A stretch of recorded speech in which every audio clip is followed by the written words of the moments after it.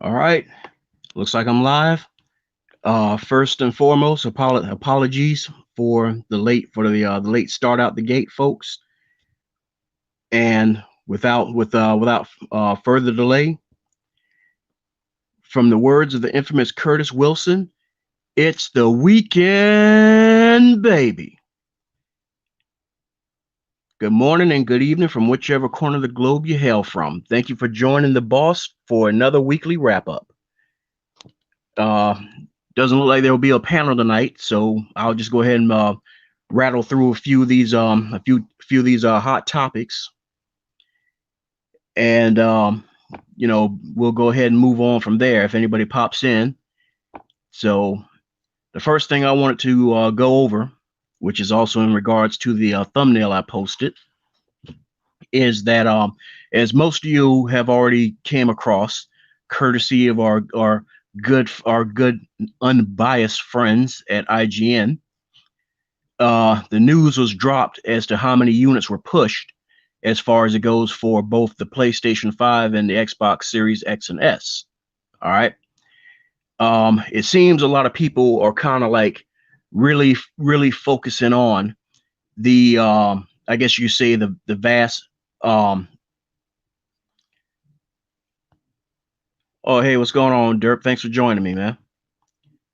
But it seems like a lot of people are kind of like really focusing on that 20,500 units that both combined the Series X and S sold over, well, pre-order wise, over in Japan, as opposed to the PlayStation 5's whopping 118 thousand units, which of course is both the fat and the all digital. So basically, what's going on is that um, I look at it like this. You got to think about it this way. And hold on a second, Mr. Nelson. Yes, What's hello, going on? hello, hello. I'm doing all right. How about you, sir? Yeah, just go ahead and getting things jumping off. As you can see, it's a little light tonight. Um, I Mm, yeah, I actually that's what I knew there was something I forgot, and you even brought it up too. I forgot to send Diamond, Miss Diamond, a link, but I but the thing is, I'm wondering if she's already in a stream herself because last I saw on her Discord, she said something about I guess starting up on Twitch. yeah, because I believe she usually does Twitch. If I remember correctly, usually somewhere in the afternoon or late in the afternoon to the evening. So she might be doing her own stream right now. Yeah. So, all right. Well, like I said, I mean, well, I just took a peek and I think she's still active. So, I'll go ahead and leave her be. So, but yeah, as Dirt was saying, yeah, you're right, dude. It's low on both ends. But what I was getting ready to get at is that um the thing that I guess you say that IGN is failing to report as far as goes to expand on this story is that they're kind of, I guess you could say, they're not looking at the whole picture of what's going on here. Is that even though it's 20,534 units as far as the Xbox Series X and S goes, they are saying that that's the entire stock, and that's more than once. That's twice that they sold out of this stock. So that shows that the high demand is there. So this is not a deal of it. Oh, it's already a flop because look at the numbers. No, if they sold out of everything they had in hand and still got um people over there beating the doors down, they're actually to they've resorted to having to hold lotteries in order for anybody to put their order in or anything like that. They had to resort to lotteries. So to me, it's like, yeah, what's going on, IGN? You're kind of like, you're half-assing on your stories here. What's going on? You're leaving out that aspect. So the way I look at it and I feel is that if Team Xbox, I guess, had a little bit more confidence just like how they've been confident about the system and been open and transparent and everything. If they had just a little bit more, where it was like, you know what, we're going to go ahead and we're going to put 100,000 units there in Japan. Because I know they wanted to make sure that they had their bases covered for their bigger market over here, and I guess as well as like Europe. But I just feel that for as many as they probably would have had on hand, I think it would have been a worthwhile gamble to just go ahead and put that that extra 100,000 out there, and just because dude, I mean the demand is ramping up over there. I mean, there's YouTube videos, because every once in a while I kind of like go check out a few Japanese YouTubers, and there's a lot of them that they have their X and their S. There's some of them that they got both. They bought both systems, and they're enjoying them. One if you go, you turn on the captions and hit it on auto translate and stuff, which I admit is pretty damn broken. But if you can like piece things together, you can kind of like get a feel of where where they're at as far as how these systems go. And one guy, he's like, well, I bought this because we always go to my wife's family's house, so the X stays here at home, and when we go to her family, we'll take the S with us and probably leave the S there, which I thought was pretty cool. And yeah, I mean, there was like another dude. I mean, he never really touched Xbox. He never really bothered to care for it, but he wouldn't shut up about Game Pass for nothing. And the other hot item that they all seem to share a lot of love for is quick resume. They really seem to really love quick resume. So but yeah, like I said, I mean, I don't get this what's going on with all these media sites where they're leaving out that detail where it's like, well, hey, maybe if Microsoft had like another 100,000, they would have met those, PlayStation on those numbers. So that's my thought. I mean, what's your take on this, Mr. Nelson? I would say, excuse me.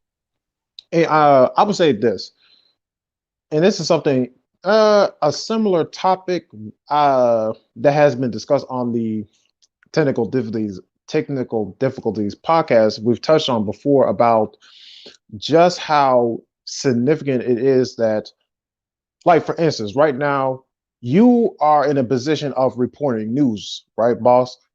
Even though we might be a little lighthearted about the topics of discussion, be it if it's on the Xbox Roundtable or say if it's on the weekly wrap up. Essentially, we're still reporting news, so it's our responsibility to be also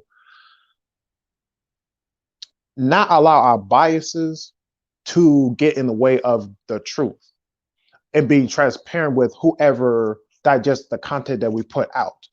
So and I do understand that ultimately you want to get people's attention, right? I understand that. So obviously, what's a better way to catch someone's attention if you're implying that, hey, they don't have this particular system sold out, this particular system is just out of the market, when are they going to make any more? It catches people's attention. But when you leave certain details out, it really shows your character. It really shows your intention in reporting and being a journalist, being a news coverer, so to speak. So, and that's the thing. IGN to me is at times is competent because of a few select individuals who might do the reviews or certain coverage on certain news pieces that they'll have on their YouTube. Yeah, But they're very selective. right. But they may differ in terms of their written content they'll put out, like on articles and what have you, that might differ. And so the thing is, IGN has a slippery slope in terms of its journalistic integrity. And people often, people do often say, well, they be paying them under the rug to say this and that and the third about a particular game or a particular company and whatnot. And you know what? The thing is this. Can I personally take out the receipts for those assumptions? No, I can't bring the receipts out. But like I said in the previous Xbox Roundtable, is that a lot of these things are already in front of us. We just have to open ourselves to shifting our perspective, shifting our position in perceiving these things, and let's say digesting them in a new light. So I would say that right now, what is the biggest lesson that we could take from this is where I would say is the best mindset to have. So, for instance, for anyone who's watching this, if you're someone who wants to do news coverage within the gaming industry, similar to what Boss is doing and what we do at the Technical Difficulties podcast, an important lesson I just want y'all to know is that we're still relatively new to this. We're still adjusting and trying to learn what's the best way to cover news, but in a way that's entertaining, but also being objective and not allowing our biases to keep us from reporting the news as truthful as we can. So I would just say take this as a learning experience, not even in the realm of necessarily reporting, but just again in terms of just how to recognize the telltale signs of when their integrity is degrading, or companies or certain entities and motivations or intentions are starting to really show up on the surface. Speaking of showing up, I summoned TechStorm to the field in attack mode. Right. Yeah, I'm coming through. You're like, we got technical difficulties crew in the house tonight, but shit. Yeah, how was that Red Lobster? Oh, it wasn't that Red Lobster. It was that Applebee's, man. All right, don't get me twisted now. I got that. I got a few cocktails in, man. I was chilling, big chilling.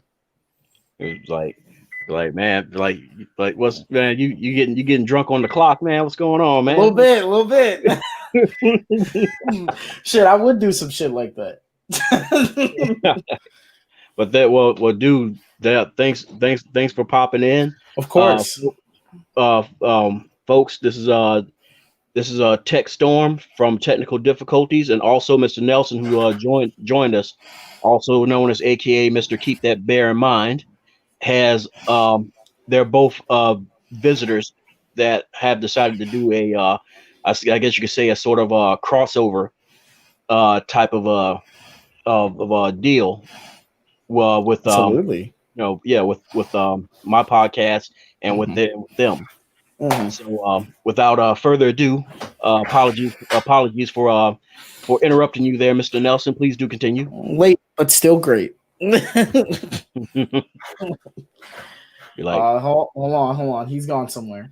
Oh, he disconnected. Yeah, he walked too far from that router.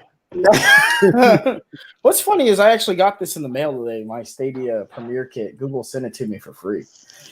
Oh, nice. Yeah. Very confused on why they would do it. I think YouTube Premium. I got YouTube to thank for this. And you still Google, but Stadia Premiere. Yeah, the way they're going about it, they might as well be passing them things out free.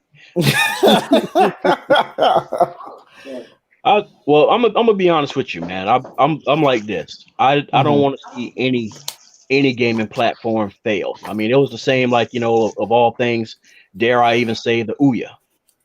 Yeah, I remember that thing. I remember that.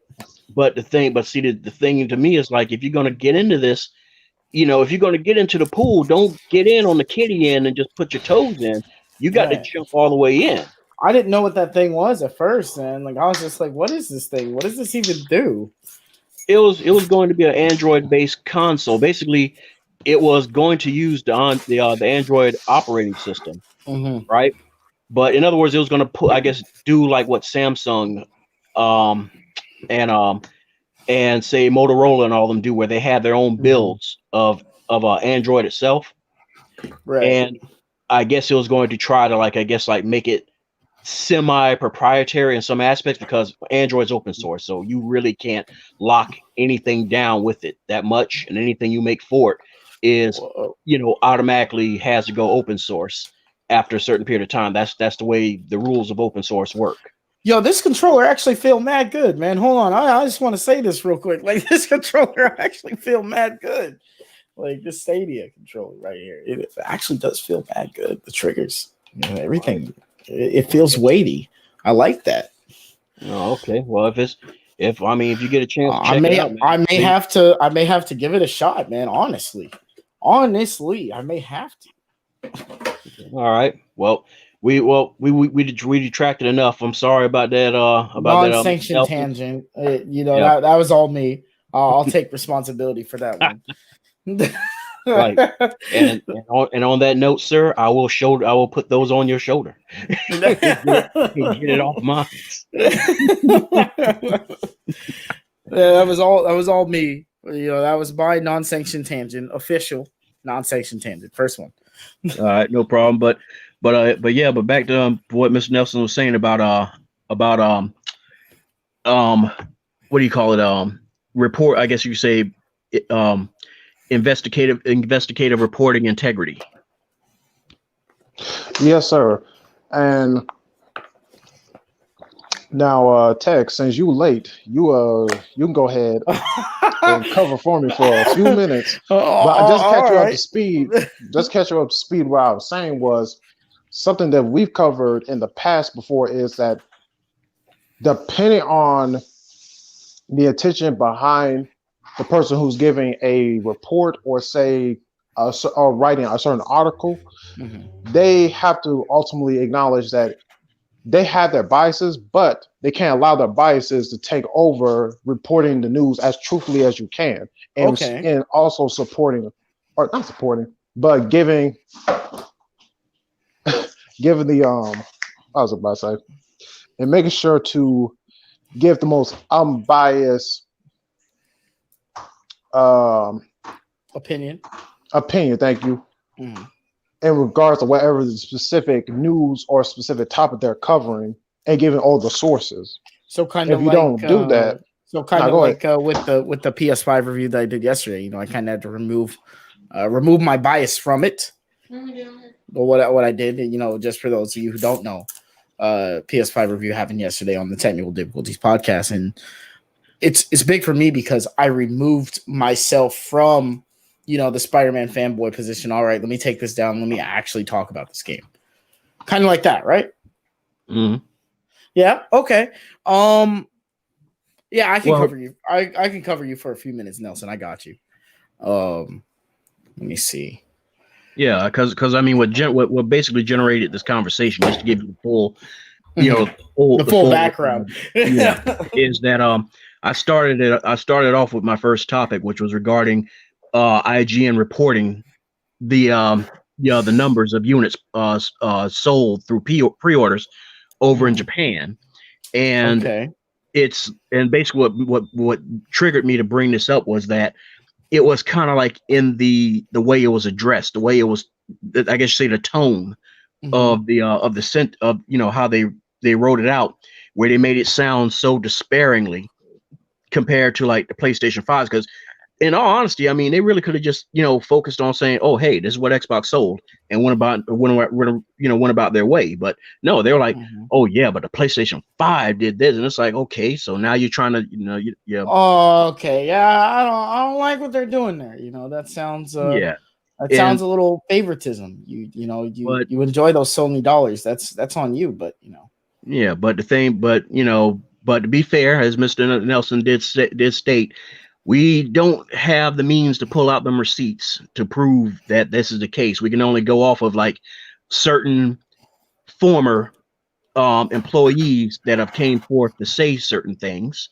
If y'all remember those reports, I think 2 months back, I think it was longer than that, where some ex employees of IGN stepped forward saying that they were, in a heavy-handed way, persuaded to write certain things in favor of Sony. Yeah, but either way, basically it was just the fact that, okay, as we all know, it was, X and S's combined, it was over 20,000 units that was sold over in Japan. And of course, they had to like add, a little bit extra oomph to it, saying that, oh yeah, but the PlayStation 5 sold 118,000, which totally shitting on whatever Microsoft did at the point at the time, just kind of being going, but like Sony did this. Yeah, like it's like the keeping up with the Joneses type of thing.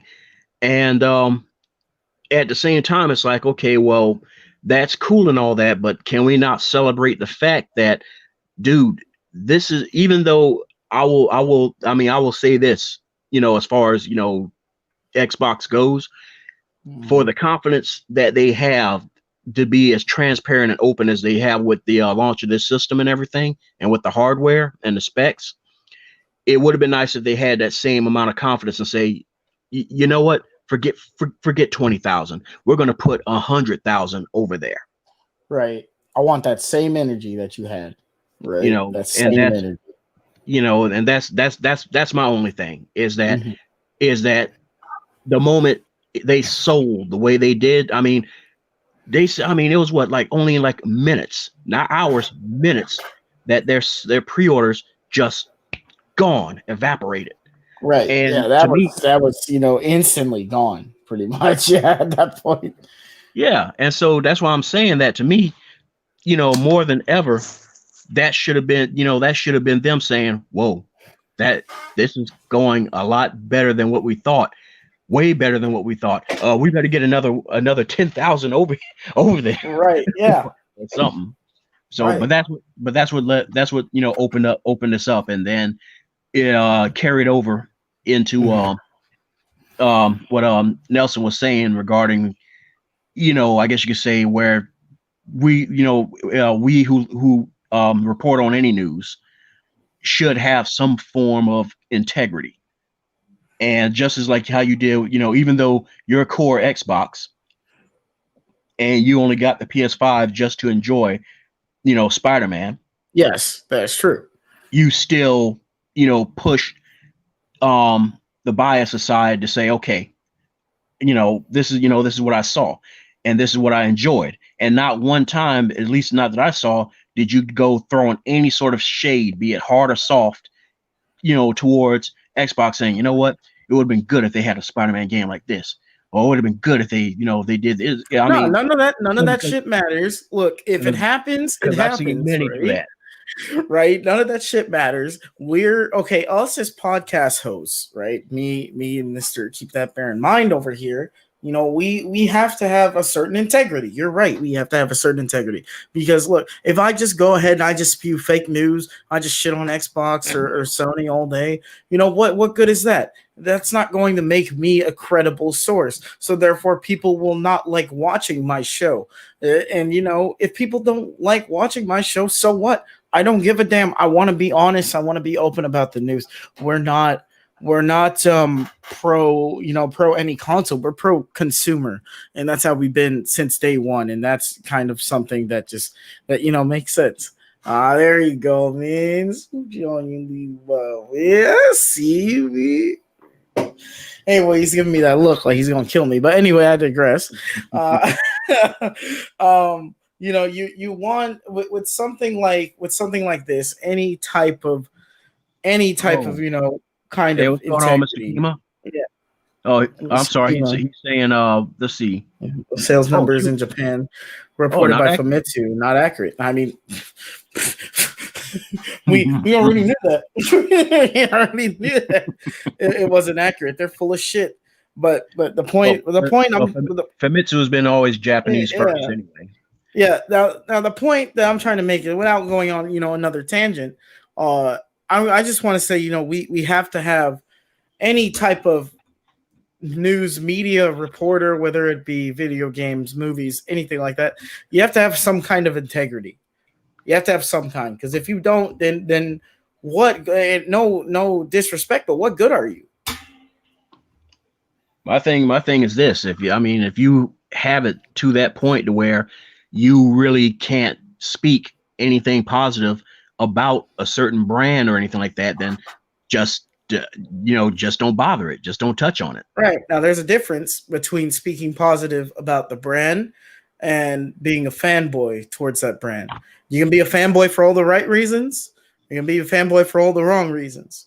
But the point is, if you did it, and if you said, you inserted your 2 cents, you can't erase that anymore. It's out on the internet. Someone will probably already downloaded it and recorded it and said, hold on, but you just said, for the record, you just said, etc. is better than this console.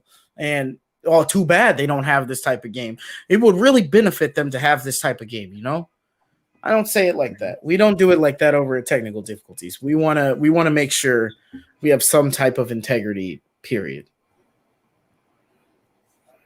Absolutely. And real quick, I do want to add on to what Mr. Texas Storm just said and this is actually a very important list I do want to give to y'all real quick, because this is a very important, and you can really apply this in any particular field that you ever go through in life. It's always important, especially if you're going to be recorded or any kind of footage going to be taken of you. It's important to just make it clear and kind of like put this disclaimer out and say, look, this is my particular opinion, or this is my particular stance on this particular subject or topic, or this particular cover of news, and my thoughts or said opinions may change over time or subject to change. Now, again, here's the thing, y'all, and I'm not going to try to go too down the rabbit hole with psychology necessarily, but not a sanctioned tangent. I'm not gonna go on a sanctioned tangent. On tangent. I just want to state this real quick. Is ultimately, y'all, as human beings, we have the capacity to change, but that does not mean we're guaranteed to change. And granted, change for the better or for the worse. So I would say this: if you put yourself in the public's eye, it's important to make that statement, because here's the thing. It is possible that, somewhere down the road, regardless of, where Boss or Mr. Techstorm or where I or anyone who's ever been on the podcast, or just anyone in general who puts themselves out there, the thing is, we are subject to scrutiny by anybody, period. Yeah. When we put ourselves out there. Now, here's the thing. It's better to just let it be known, like, hey, my thoughts on my opinions on said thing, whatever you're trying to put out there, I can change. Just was like, say, you can, I'll put it like this. You can have a particular opinion about, and again, I'm not going to try to get political, but let's just say you can have a particular opinion about a particular party from 5 years ago. Let's say you change your stance on that particular party. Someone could dig up a tweet or something from 5 years ago. And then just be like, boom, here it is. Right. But let's say in that same tweet, you also stated that my thoughts and my opinions can change. Then at the very least, it's like, okay, you got this, but did you also have this context? And you are the person who has access to those tweets, so you can bring it up yourself. Right. Just to back it up. But that's why I just want to say on that particular that's good. That's very well said. Once again, to just kind of state for the record, when we do these podcasts, and we're almost 25 episodes in now, we have to state, Nelson does a very good job at this. I applaud him for it. He states pretty much almost instantly, when I sometimes forget to, hey, we're not pro this, pro that. We're pro you guys. We're pro consumer. We're for the people. If we're not for the people, then we shouldn't be out here giving you news, right? Now, we can be at the end of the day, we can be pro Xbox or pro PlayStation. We'll give those companies those props where it's due, but we'll also, not ignore the shit that they have in the corner over there. We want to keep them honest, and we want you to keep us honest. Right on. All right. So, moving right along, let's see here. The other thing that I wanted to bring up, which unfortunately he's not here with us, but as we were closing out with last night's podcast with you guys with Mr. Emmanuel brought to our attentions was who else other than myself got to finally sit down and look at that recent AMD AMD / DirectX 12 Ultimate ray tracing demo. I did not look at the demo, but I know I saw the what's his name, the footage from Cyberpunk 2077 running on an Xbox Series X. I did not see the other footage though. But let me real quick. Let me open this other window here on my other monitor. Do you know how old this video is, or is it just recent? It's recent. Like it came out yesterday. Yesterday. And yeah, see, the thing is, I didn't know anything about it until Emmanuel brought it up. But yeah, I mean, dude, that is, I mean, if I see Hangar 21 yep, technology demo, that's it. Yep, that's it. All right, let me watch this. So yeah, while you're checking that out, holy shit, man, that's what I'm talking about. So if the developers apply themselves, this is what the Series X is supposed to be fully capable of. And see, that's what I saw. And you know, not to give point to PlayStation, but this is like the type of excellent visuals I saw in Spider-Man Miles Morales when I directly intentionally chose to play on fidelity mode first.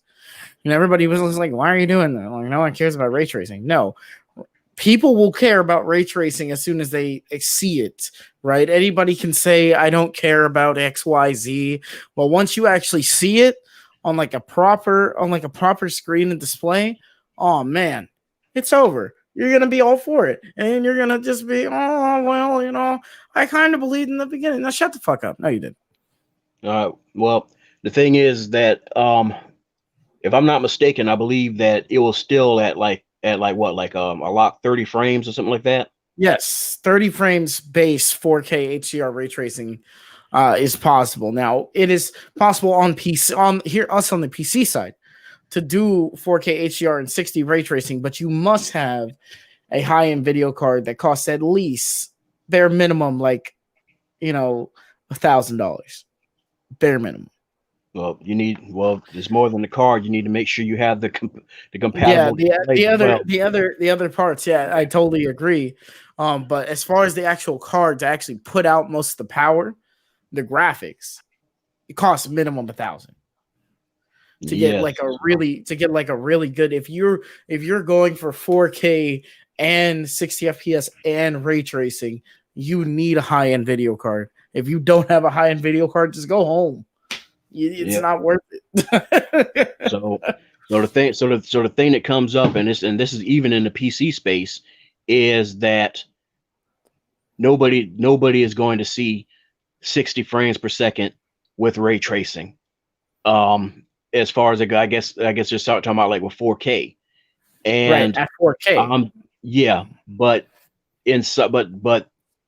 I have a feeling that that argument is going to get flipped over on the side, because remember that when we was the last thing that I was going over with not last night, but the night before's topic regarding the tools that are coming in late for the Series X and S, is that even according to the lead developer for Codemasters, the guys who did Dirt 5, even he was like, yeah, we still have not tapped into everything in this stuff because we're getting it so late.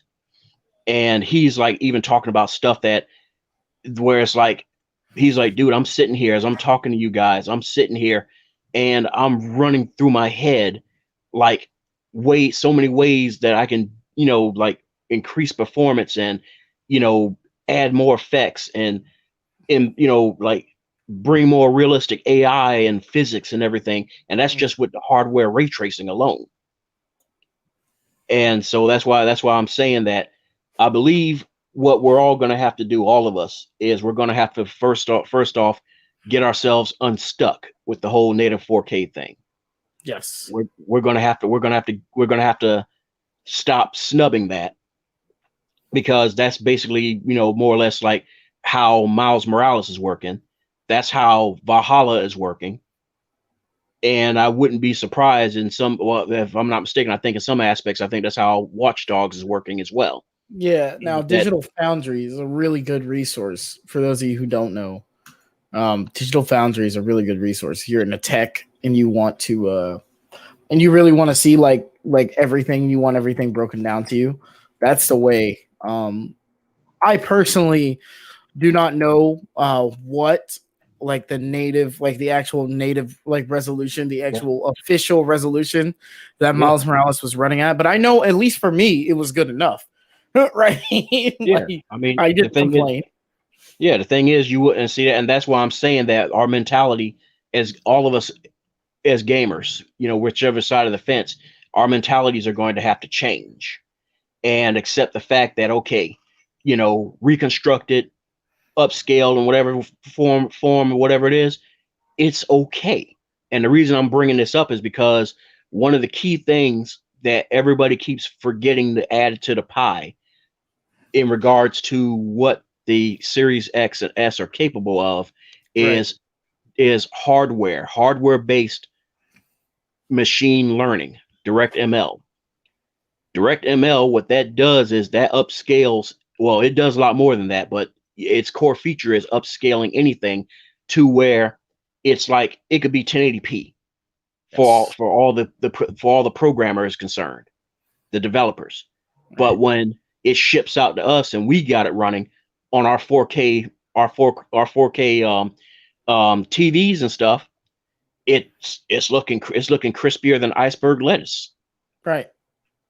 And I mean, hell, it looked good to me. Like I said, I didn't complain. I'm a very snobby guy. I'm the first one to tell you if something don't look right. Yeah, and just as Mr. Kima is saying right there, yeah, dude, we will be seeing it. But what's going to happen is that developers are going to start doing things such as like just doing their games in, say, like 1080p, 1440p, 21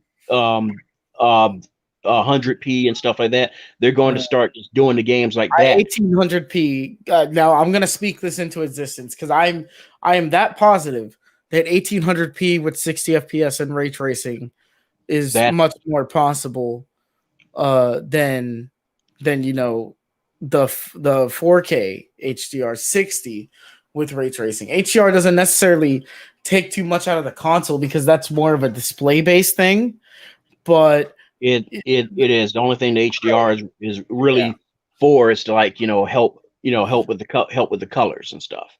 But it's not so much as colors. I think it also helps a little bit with reducing screen tear. But I think variable rate shading is more variable refresh rate and variable rate shading are the ones that help with the screen tearing. Now, as far as like they have whatever form of adaptive sync now they're using. Now, I will say this: I am very disappointed in Sony for this one reason, and for those of you who have watched, our show before, I have said this. Why not take advantage of Dolby Vision HDR? Why not? Oh, they can't. You can't. Well, the reason I say they can is because unless they make a formal apology, you got to remember they kind of took a dookie on Dolby Vision. They took a mighty funky. No good. No bueno. Sony's the main one with the 4K movies that have Dolby Vision. I don't want to hear it. Like, what kind of shit is that? Yeah, but see, that's you got to remember that's the movie division. The movie and division is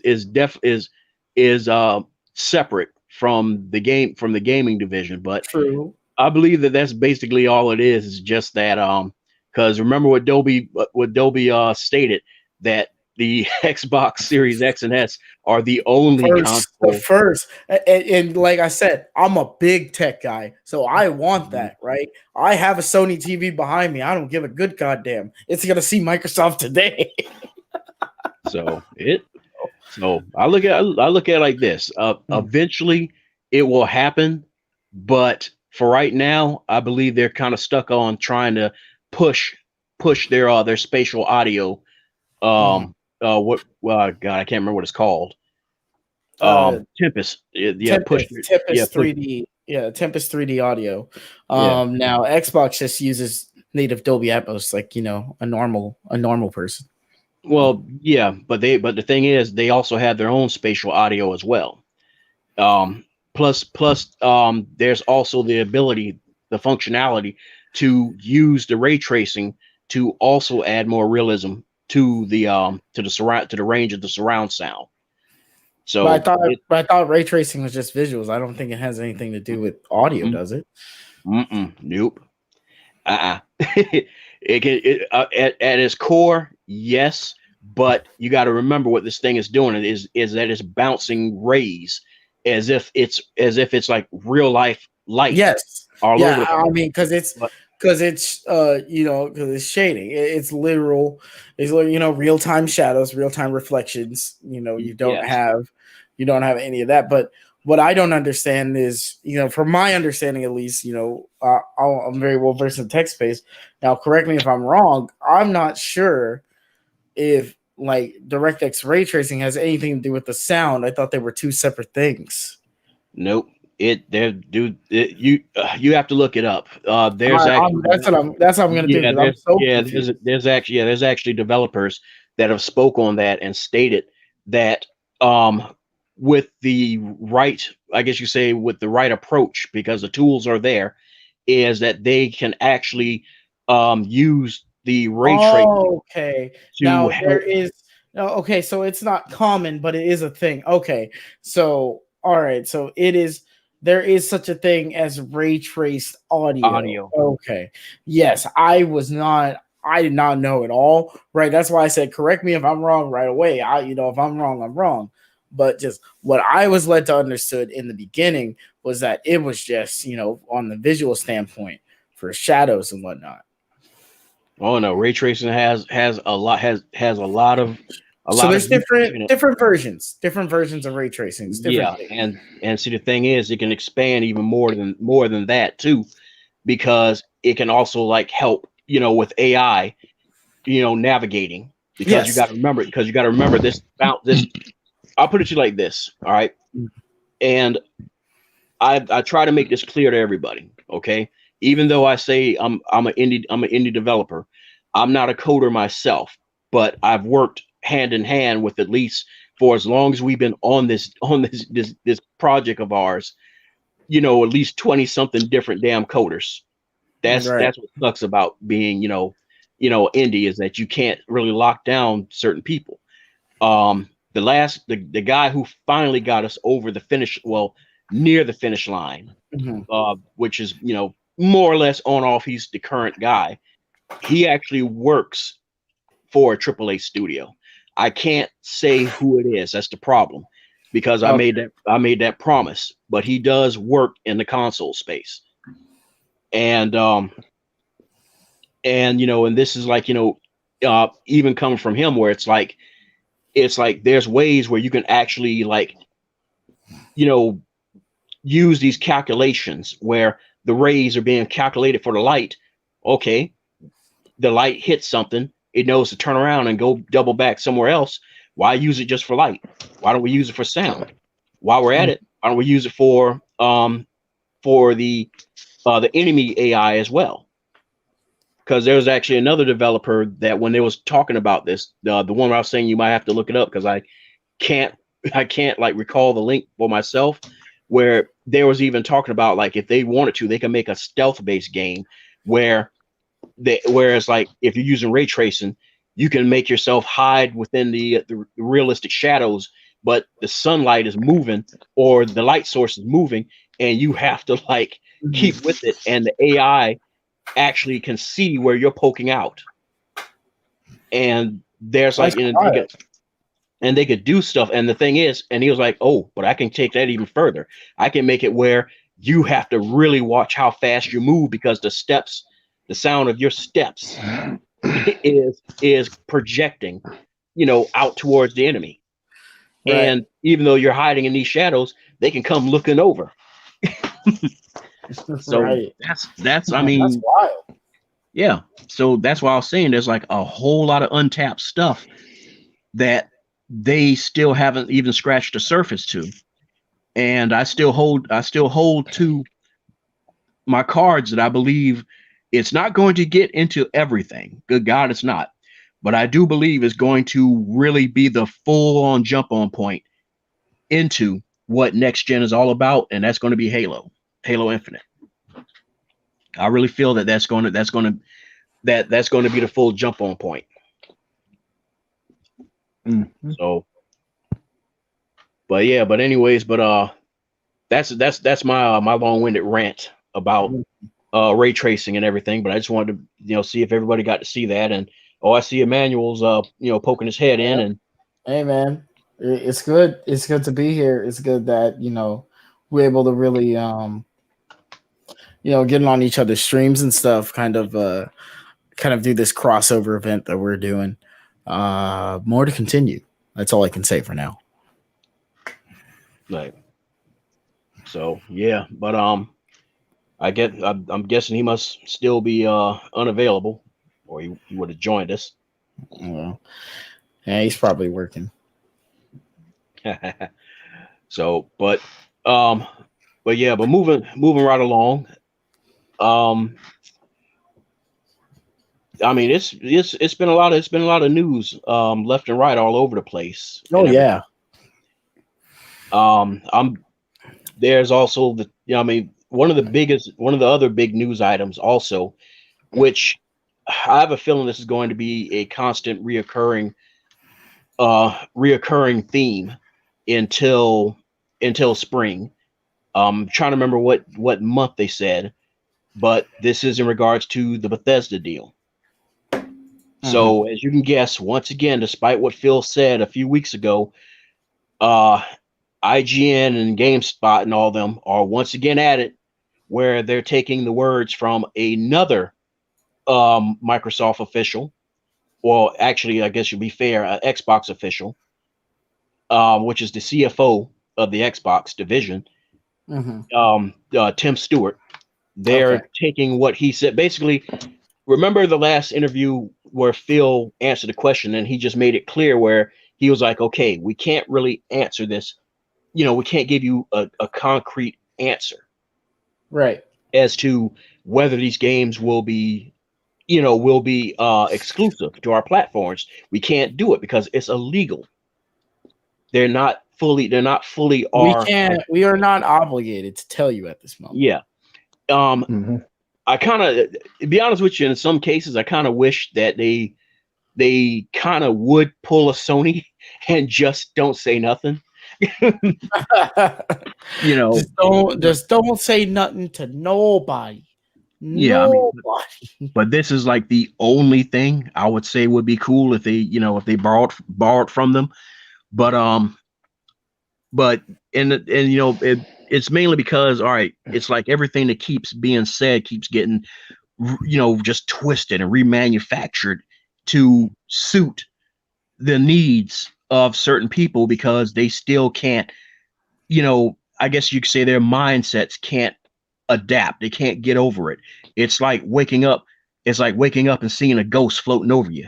Your brain doesn't know how to process. You don't. Oh, fuck! Run. That's yeah. He's like yoink, Scoob. There's a ghost, Scoob. There's a ghost, Raggy. Oh, but that's Bethesda games. They're not sure how to, they don't know how to process it. So they try to go and grab for anything they can to make it more palatable, make it more easier to digest. And despite what Mr. Stewart has said, me personally, it's like, dude, he's the CFO. The big boss man is Phil, and above him, Sadia. So, well, I guess, Amy Hood, then Sadia. So it's kind of like he just told y'all. Why are y'all still asking this question? And why are you asking it to someone else? Right. So to me, it's like, okay, Phil just said it. All right. We can't give you a full answer. But the one thing that I can tell you is this: we don't need to ship anything onto those other platforms to make back our money. So please stop, stop with the concern trolling regarding that. Yeah. Because to me, it's like, you're not gonna sit there and try to rationalize how a division, not the company, division that is worth close to 600 billion is going to make back 7.5 billion. I mean, that's just like, oh shit, I dropped 100 on the street. Yeah, it's like, oh, what's that, buddy? You're hungry? Here you go. Yeah, have 100. Keep the change, you filthy animal. Like, yeah, let me push that in your pocket there, champ. There you go. Yeah, there you go. That looks good. Yeah, just right there. All right. Yeah, go get yourself a Whopper. Shit, I can get 5 Whoppers with it. Well, that's like, good. I can invite my friends. But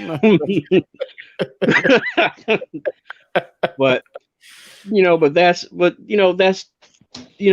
should have been it. To me, that should have been in the discussion. But nope, they go once again. So, Mr. Stewart, what do you think about this exclusive thing? And I mean, he's the chief financial officer, so there's only but so much that he knows himself, unless it's regarding money. He's Mr. Krabs all the way. Money. Yep. Money. Like, that money boy. like that's all it's about. So he can only answer it the best way he can, which, to me, it should have been like, we can't answer that, and should have left it alone. Yep. So people are once again chasing that unicorn into the bushes. That, well, according to him, there's a possibility that some of them might ship. Yeah, we might not see Starfield and Elder Scrolls 6, but we might see this game. No, dude. Unless it's I hate to break this to y'all, and if I'm wrong, I'm wrong. I will admit that, but I have a strong suspicion that I'm not going to be wrong, because everybody likes to draw parallels to, oh, well, look at Minecraft. Look at Minecraft Dungeons. I think in the case of Minecraft is because it's already been out there before they were acquired. That they decided, okay, all right, we'll go ahead and we're not just gonna make everything, like completely non-available. Just we're not gonna pull a Street Fighter 5. Excuse me. So. And they did make everything unavailable, though. You couldn't find it anywhere. You couldn't buy it. And then later they're like, oh, okay, you want to buy it? Oh, yeah, Sonny, that'll be $69.99. What? It's just like, the fuck is your problem? Yeah. So to me, it's like, I'm trying to be as nice about it as I can. And the only thing I'd say is, just mentally prepare yourselves to accept the fact that, look, these are not going to come to the PlayStation 5. The only things that's going to come to the PlayStation 5 are most likely the games of service games, such as 76, with Fallout 76 and Elder Scrolls Online, and that will most likely be due to backwards compatibility. Mm-hmm. So the thing is, because of the backwards compatibility, they're going to be obligated to continue support for it to ensure that it still works, right, and ensure that it has the newest updates. And it's kind of like, you know what, instead of just patching it to make sure that it's got the performance and everything, why don't we just go ahead and slip y'all this DLC also? You know, let's go ahead and let you get let you get the get this new these new quest items and stuff. Right. So yeah, might as well. But aside from Tokyo Ghostwire and Deathloop, which were due to contract before they were the deal went through. Right. The only thing I can say is just accept it and just mentally prepare yourselves to realize that, look, you're not going to get these games. And before the argument comes in, like, well, how are they going to make back that money?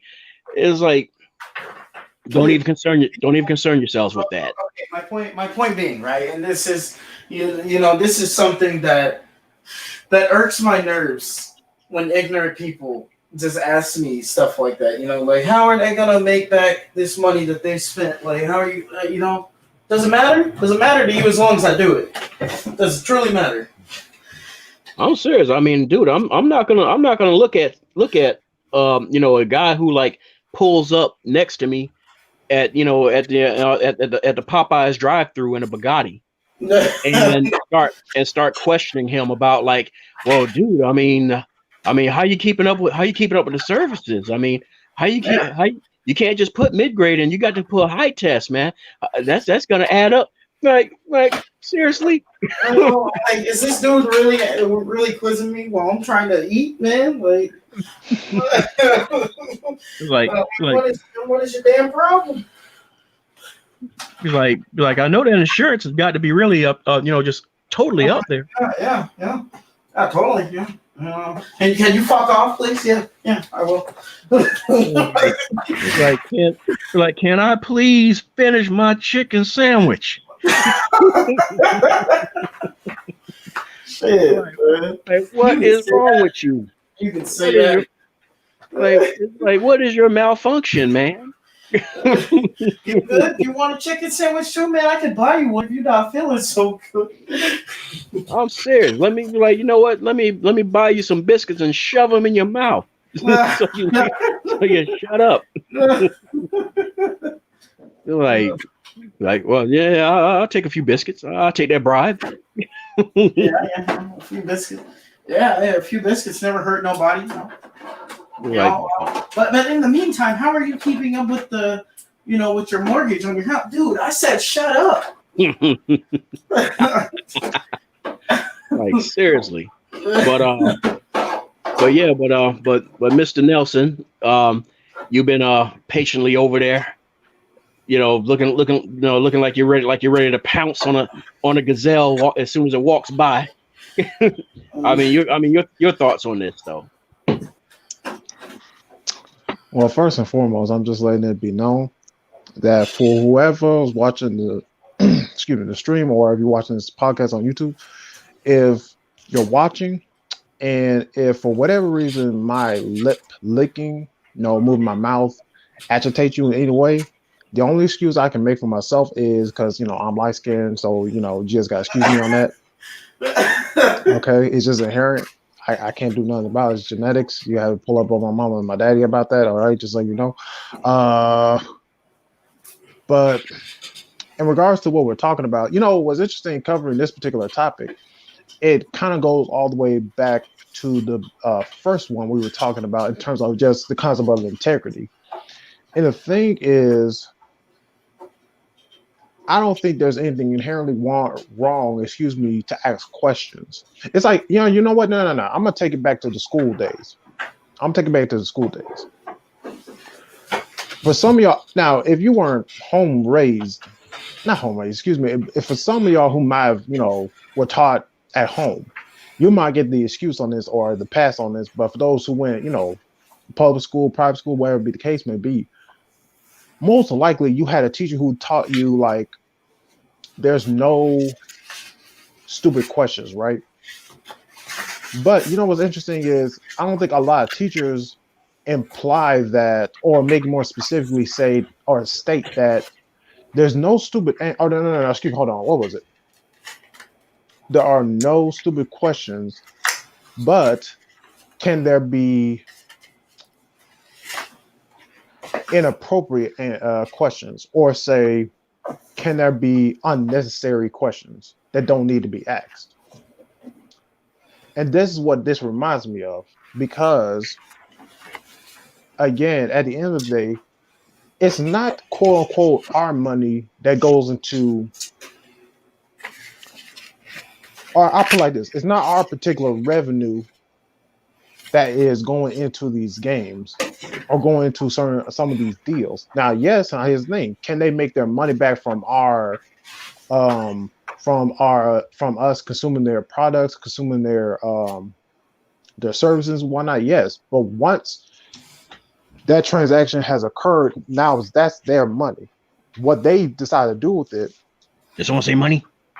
Mr. Cramps. Mr. Cramps.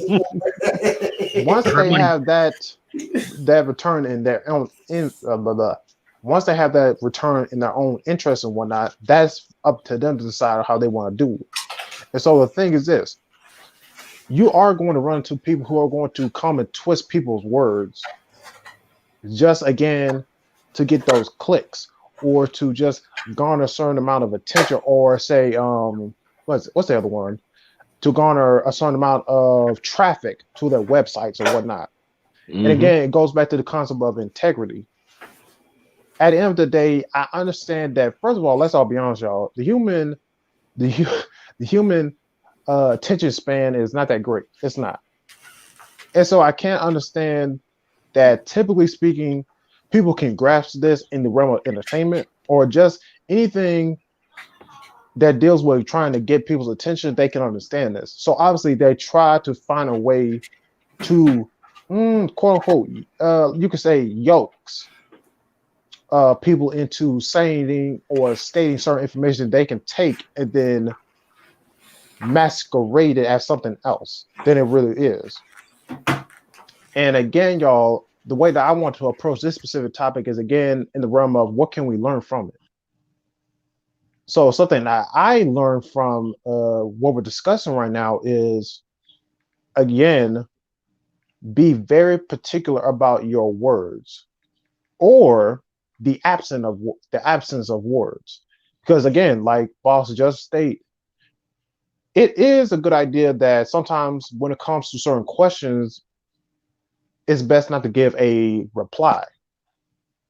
Now, here's the thing: you could look at it as, well, if you don't say yes, that's also implying you, or put like this: if you don't say no, you're also implying that you're not saying yes. So the thing is, yes, even then, can that land you into kind of like a little hot water, depending on how someone wants to take that? Sure.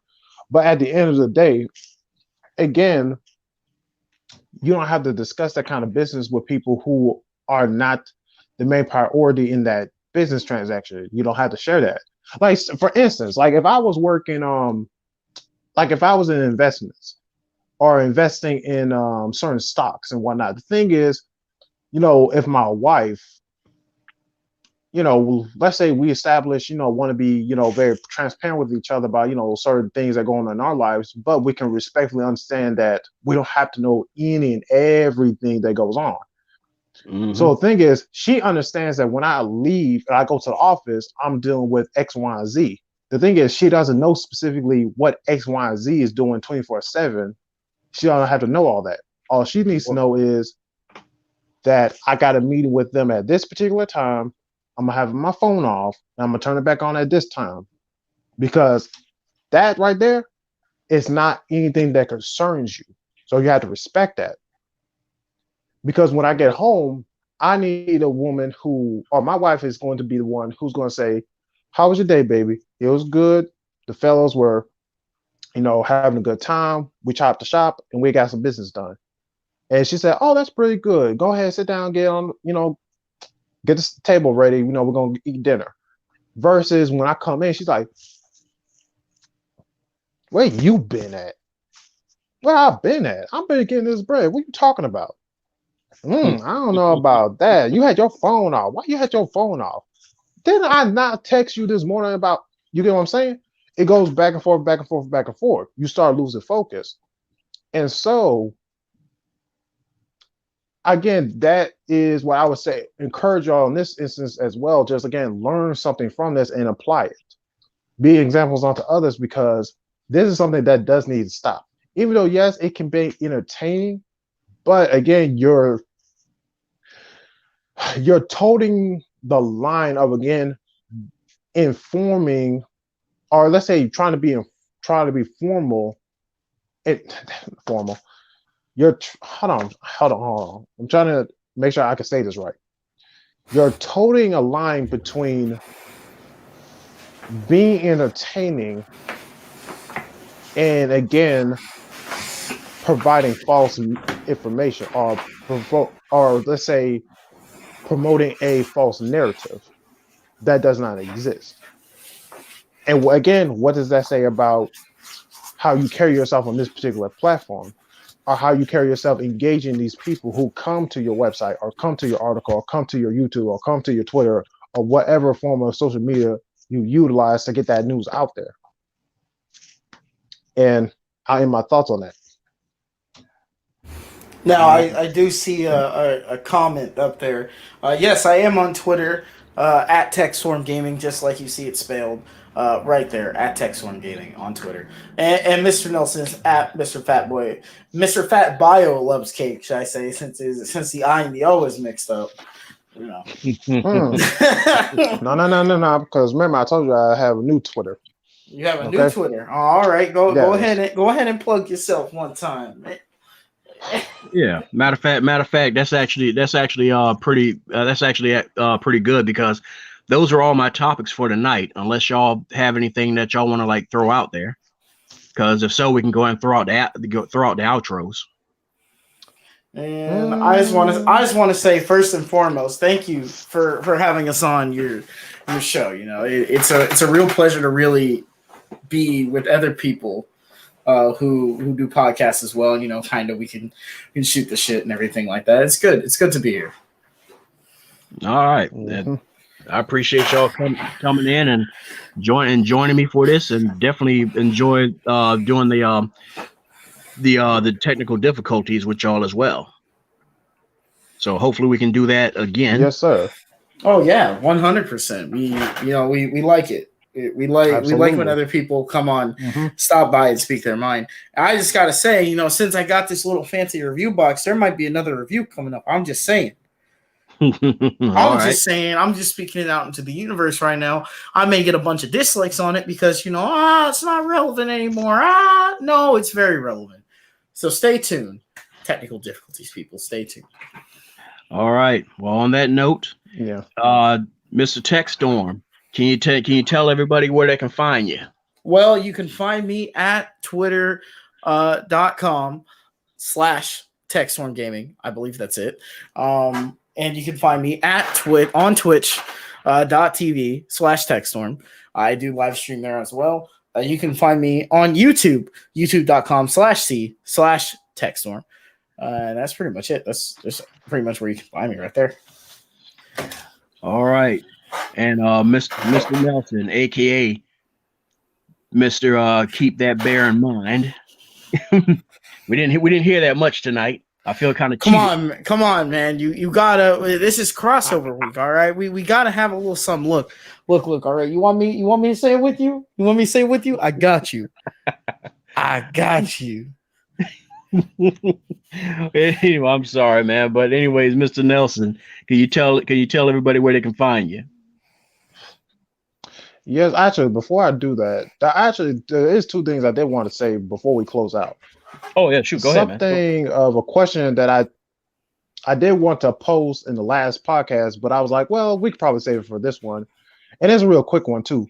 And also, I do actually want to inform you of something that you may not have known, boss on Twitter, that it caught my attention that I didn't know about.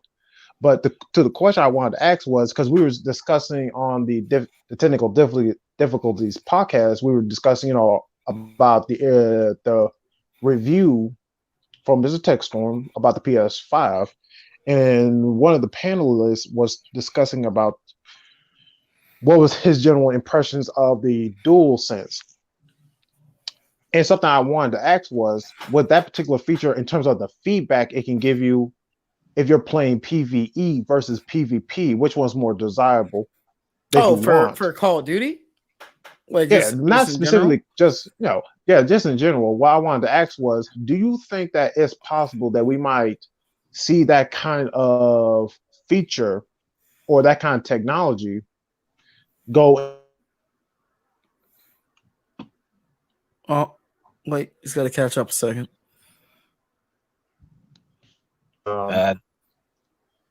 Whatever VR, okay, so I guess you could say. So you cut out. So you cut out a bit there. Because what I was thinking was, it's interesting that you start to see, like, we would to an extent we were discussing about esports before, and so I wanted to know, because I'm starting to see esports now trying to implement VR into it. But what I was curious about is, do you think they might try to see if a feature like that could occur in, like, say, I guess you could call them FPS games on VR. Do you think they would try to implement something like that, or do you think it's best to leave that out there, leave it out of there? So okay. So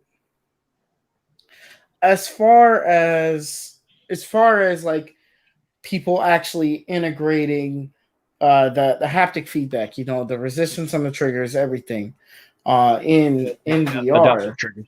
Adaptive triggers. If they can do that in VR, that would be great. But I don't think they're going to do it a whole lot, but maybe. We'll see. We'll see as time goes on, because who knows? They may possibly do something like that. Oh wow, that's really weird. They may possibly do something like that for as far as like games going forward on the PS5.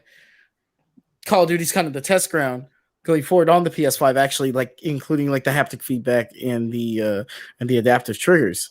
Now, as far as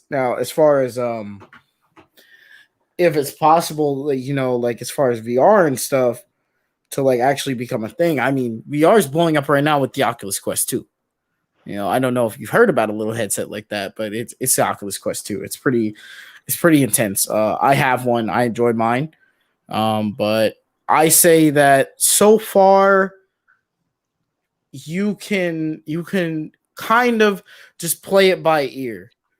I recommend everybody play it by ear and not necessarily just assume that we're going to have all of these things just kind of, just out there in the wild right away.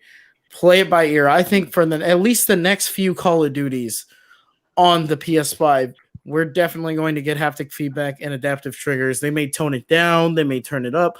We don't know. But I know I got used to it pretty fast. That's just me. All right.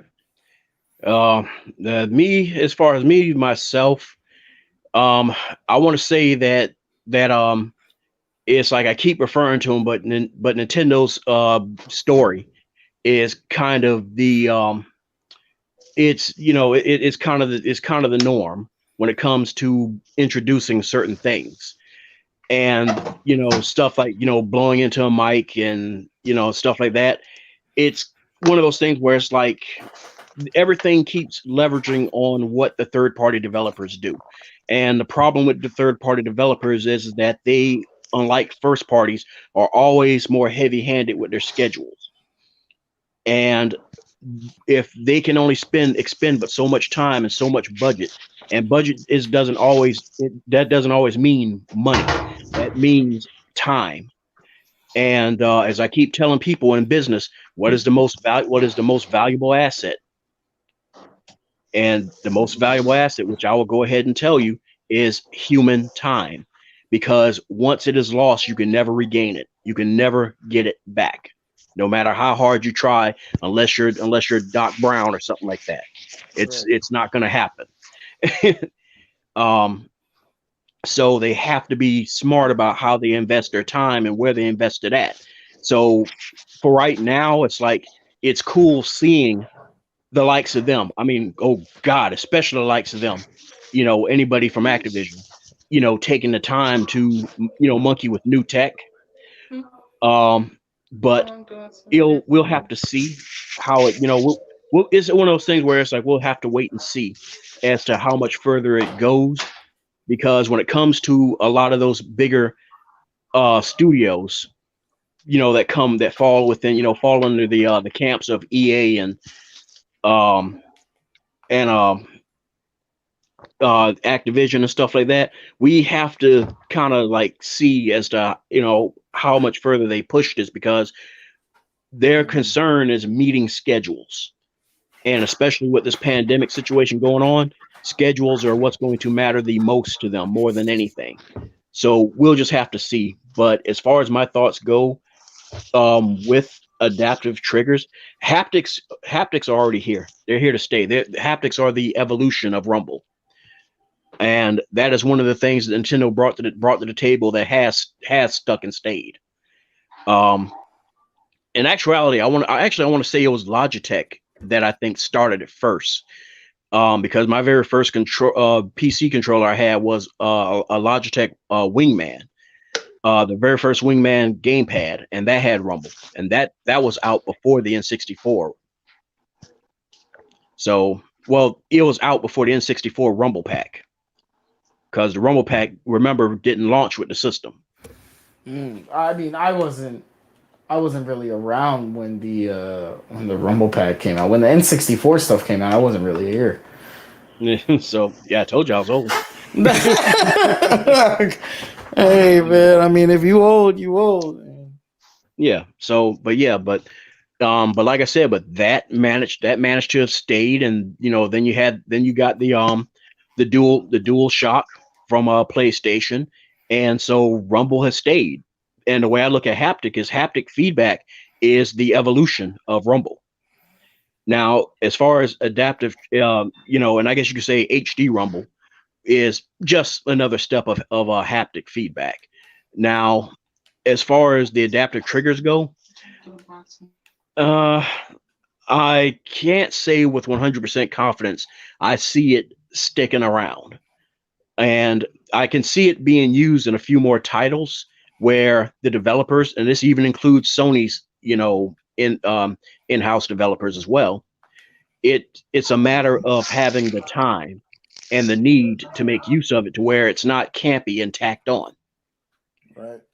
But as far as it goes for competitive gameplay, I really don't see it. And the reason why is because when you're talking about competitive gameplay, we're talking about excruciatingly fast-paced, Twitch-based gameplay, where you're talking about teams where money is on the line, or something, something like that. We're talking about championship titles and everything. Right. And I don't think anybody is going to be A-okay with the idea of I have to squeeze this trigger even harder than I need to squeeze it before, just to squeeze off, pop off this headshot. Mm-hmm. That's not really gonna fly with a lot of people. Now, for somebody who's just a casual average gamer who's just in it for the fun, and they just want to enjoy the immersiveness and everything, and this is new, and this is something I never that's that's them all day every day. But someone where that millisecond matters so much more than anything, no, that is not going to fly. If anything, out of the new controllers, I can see, especially in the competitive space, really plow ahead forward. That is going to be the Xbox controller, and that's because of the direct latency input, the DLI, which a lot of people have been sleeping on, but there's actually some people that's lately been kind of coming forward about it, saying that I've been playing so bad. Yeah, no. They're like, what I was used to when playing these games, I'm gonna have to relearn. In other words, they have to retrain the muscle memory, because there's like one person was kind of like, he's like, playing Forza, and because he's used to controlling a certain way, he's like all over the road and spinning out everywhere. I'm gonna fall out, I'm gonna slip. Like, a patch of oil. Right. But yeah, and And so I can really see that, especially in the fighter space, really, being very impactful. And I've already seen like some people, joking around saying like, oh man, I would love to see them using adaptive triggers in Street Fighter. And I'm kind of like, no. Oh no. Oh, that'd be all over the place. Absolutely not. Yeah. So, but like I said, that's my, huh? Yeah. Okay. But yeah, so that's my thought on that. But, But anyways, yeah, apologies. I have to go ahead and cut this short. You good? But okay, we already got your outro, and Mr. Nelson, did you tell everybody where they can find you? Yeah, I'm gonna go ahead. When this video goes up, I'll put it in the comment. But just to let y'all know, it is it is all together. Mr. K. Hold on. Hold on. You said Mr. K. Wait. I know. It's just weird. It's like, hold on. KTIBM1. Like I said, I'll probably put in the comments so y'all can bear in mind one. That's what I'm talking about. That's that's the Twitter handle. That's the new hotness, man. Mr. Keep that bear in mind one. Yes. And I have other socials. I'm just start with Twitter and we'll just see how that works. Okay. Yeah, Twitter is kind of the place to go, man, when it comes to this stuff. All right. Okay. Well, on that note, once again, I would love to thank the wonderful cast members of Technical Difficulties for joining me. Tune in next Wednesday at 8:00 for another gaming roundtable. And for the time being, everybody, I want you to go out there and enjoy your gaming and enjoy your weekend. Good night. Take care. Peace.